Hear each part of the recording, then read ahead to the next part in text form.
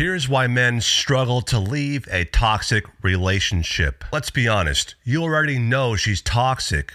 You have seen the patterns, the lies, the manipulation, the blame, the guilt trips. You have even told yourself, I deserve better. But somehow you are still there. You are still checking your phone. You are still holding out hope that maybe, just maybe, she'll change. Today, we're going to break that down because what keeps a man stuck in a toxic relationship isn't weakness, it's wiring. It's emotional conditioning. It's a psychological trap. And once you see it clearly, you'll never fall for it again. This episode is for every man who has ever said, I know she's bad for me, but I can't seem to let her go. Let's talk about why that happens and how to finally get free. Welcome to the Narc Free Man Podcast. Welcome back to the Narc Free Man Podcast.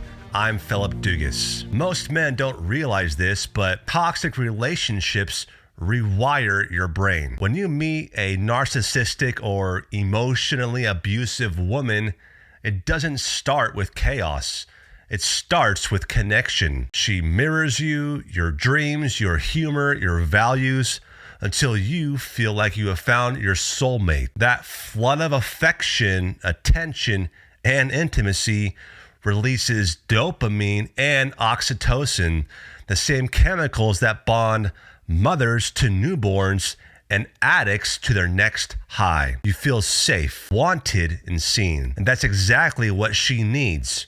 Your trust. Then she flips. The warmth turns cold. The affection becomes criticism. The communication becomes control. And you start chasing the version of her that loved you in the beginning. That's not love anymore. It's conditioning. Your brain now links pain with love, chaos with connection. And that's why you can know logically she's toxic, but still feel emotionally tied to her. You are not addicted to her.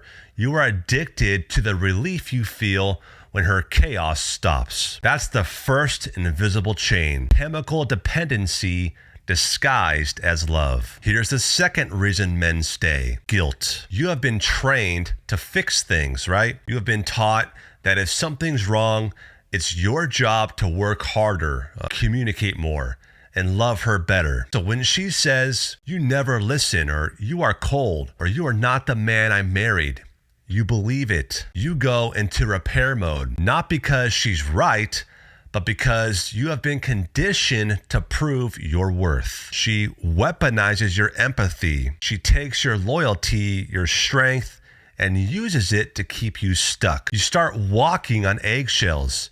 You monitor your tone, your words, your reactions. And every time you try to speak up, she flips it. Like you are overreacting, or you are the problem, or you are never satisfied. So you end up apologizing just to restore peace, even when you did nothing wrong. That's not peace, brother. That's emotional captivity. And the longer you stay, the harder it gets to remember who you were before the manipulation began. Let's talk about the real reason most men can't leave: the trauma bond. This is the psychological addiction created by the highs and lows of the relationship. When she love bombs you, the hugs, the apologies, the sudden intimacy after a fight, you get a dopamine rush. When she withdraws, criticizes, or gives you the silent treatment, body floods with cortisol, the stress hormone. Your brain becomes addicted to the cycle. Pain,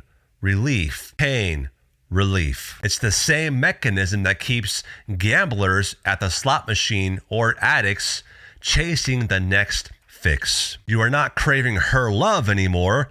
You are craving the calm after the chaos. That's why logic doesn't work. That's why reading books or watching videos alone doesn't break the cycle, because trauma bonding isn't intellectual, it's biological. But here's the good news. What your brain learned through pain, it can unlearn through peace. Breaking the trauma bond means teaching your nervous system that calm isn't danger, it's freedom. That peace isn't boring, it's healing. That solitude isn't punishment, it's recovery. Another reason men stay is fear. Fear of being alone. Fear of losing the kids. Fear of starting over. Fear of what people will think. And if she's a narcissist, she knows that. She'll say things like, no one will ever love you like I do, or you'll never see the kids again, or you can't handle life without me. Those aren't warnings, those are weapons. They are meant to keep you stuck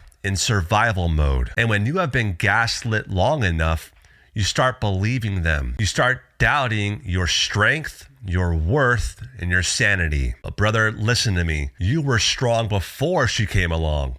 You just forgot. Every time you silence yourself to avoid conflict, every time you downplay her abuse to keep the peace, you reinforce the lie that you are powerless. You are not powerless. You are programmed. And you can deprogram that conditioning the same way it was built, one choice at a time. Let's get practical here. How do you start detaching mentally, emotionally, and spiritually? Well, you stop arguing with her version of reality. You can't win a debate with someone who changes the rules mid-conversation. When she blames, gaslights, or guilt trips, disengage. You don't owe her an explanation. Just state your truth once, then walk away. That's not avoidance, that's emotional discipline. The next thing you do is rebuild your reality. So journal what actually happened. Not her version, but yours. Write down every time she flipped a story, minimized your pain, or made you question your sanity. This helps your mind reconnect to truth. The next thing you'll want to do is limit or end contact. Every text, call, or just checking in reignites the trauma bond. If you can go no contact, do it. If you have kids, use gray rock. Short, calm, neutral responses. She feeds on reaction, so starve her of that. Next you want to do is reconnect with brotherhood. You cannot heal in isolation. Talk to men who understand, men who have been there, fought that war, and made it out. Brotherhood rebuilds belief.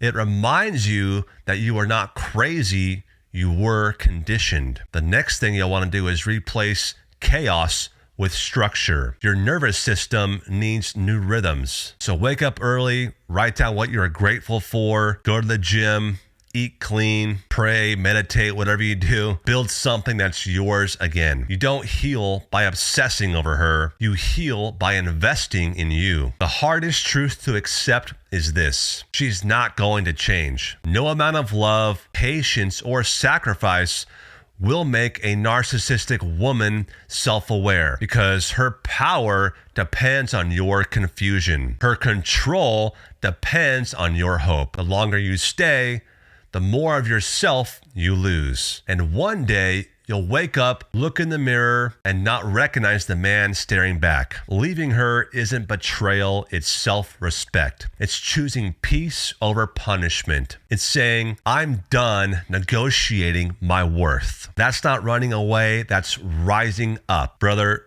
I know how hard this is. You are not weak for missing her. You are not crazy for feeling stuck. You are not broken. You have been bonded, and bonds can be broken. The moment you stop fighting to prove your innocence and start protecting your peace, you begin your comeback. You deserve calm. You deserve clarity. You deserve a life where love doesn't hurt. So if you are ready to stop relapsing mentally and start rebuilding emotionally, go to my website, phillipcdugas.com.